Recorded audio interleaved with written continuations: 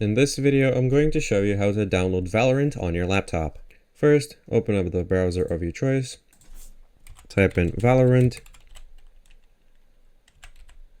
click enter, click on the official Valorant site, click on play for free, choose PC, and here you need to create or sign in.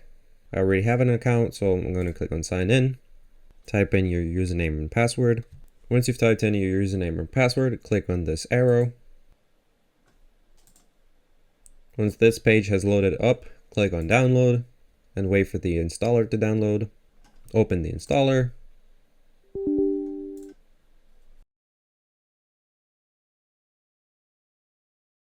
Once your RAT client has opened up, you have to sign in again. Again, click on this arrow to continue.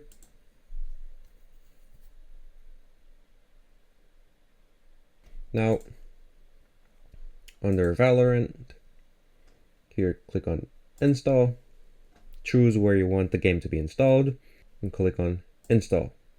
Once this has done downloading, you will be able to play Valorant.